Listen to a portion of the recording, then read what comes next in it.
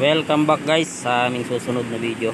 Papakita namin ngayon sa inyo ay ang preparation namin ngayon sa buhos concrete pouring.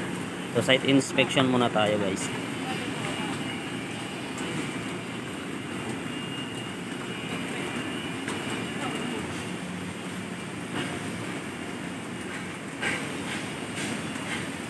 Ito nga pala guys, yung preparation dito, nakikita nyo yung tubo. Itong malaking tubo guys, para ito sa bowl CCR ito. Yan, pati yun. Ito naman yung para sa drain. Yan ito, para sa laboratory. Tingnan nyo guys yung mga elbow. Para kung plano nyo man na gumawa, ganyan lang preparation guys. Yan. Dito sa kabila, shower room. So, bali may partition kasi kami dito guys kaya may bakal yan. Ayan. Bali 2 kwarto kasi yan, kaya 2 yung linya. Kakaroon din ng partition dito sa kabila, mula sa poste hanggang dito. Yun, sa may tubular. Mga tubular na yan, kailangan kasi yan, dahil pag nagbuhos dito sa may CR banda, dapat kasi ito nakadrop. Mas mababa siya kumpara dito sa flooring natin sa labas.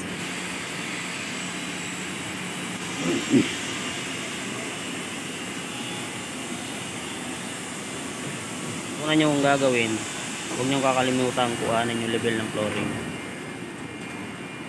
So guys, ayan, gamit ang level hose.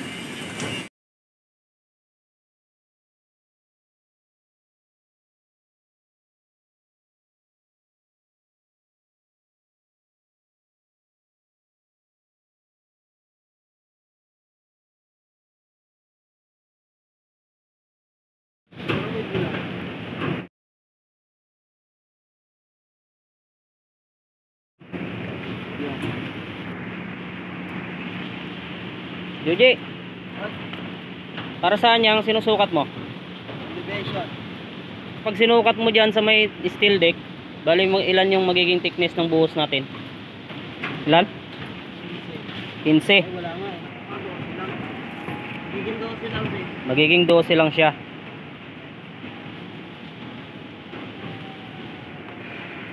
Nak ng bakal nila.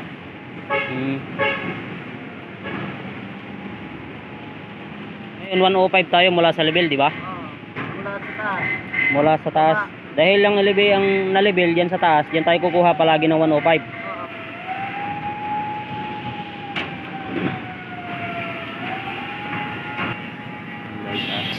Ayan yung level. Sa taas. Ayan, pababa. Ngayon, ang lumabas na thickness ng flooring natin, 12 cm. Kunin nyo muna yung gusto yung thickness ng flooring, and then mula sa level magsukat kayo hanggang doon sa sukat na thickness na gusto nyo. Lahat yan ganyan na lang gagawin, sukat 105 lahat yan. Hindi pwedeng sa flooring tayo sumukat ng palaging kunwari 12 yun ang gusto nating thickness. Hindi pwedeng dyan sa flooring, kasi yung flooring natin minsan may mataas may mababa.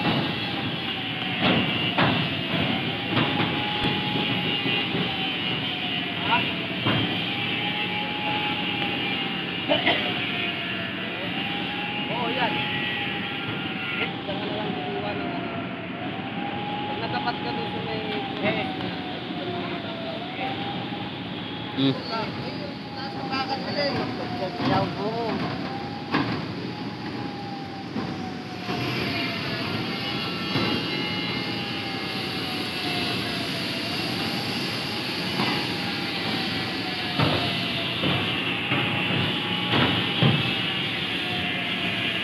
Ayan o, may tape siya doon o, papunta ron.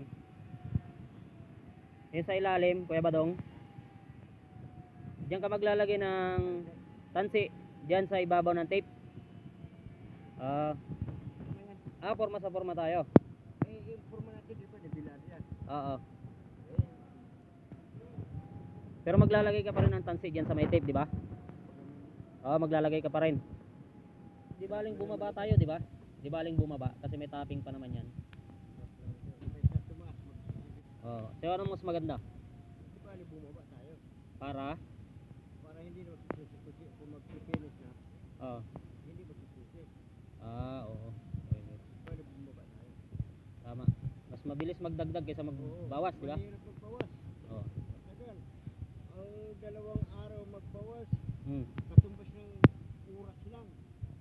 Magdagdag. Tama. Sisisil ka, 2 araw mo yan. Pag na tapos magsisisil, oras lang. Di malakit tipid. Oh. So may papayo nyo dapat mas maano siya. Bali bumaba. Oo. Huwag na ito. Okay ano.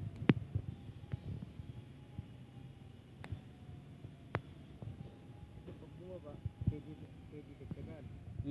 Pag sumubra, pwede bawasan. Mahirap naman. Mahirap naman. Matagal ano.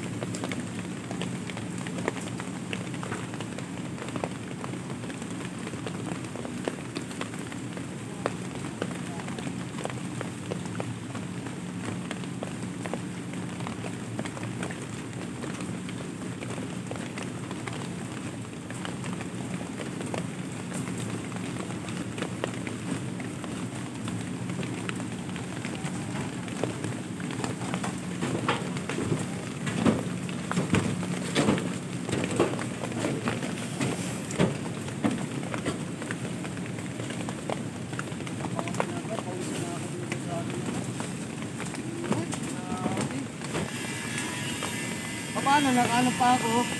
Oh, Ay, oo. pawis na agad ako.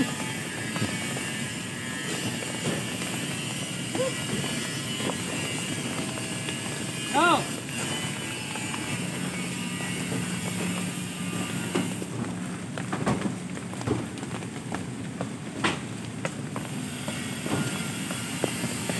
Ayan.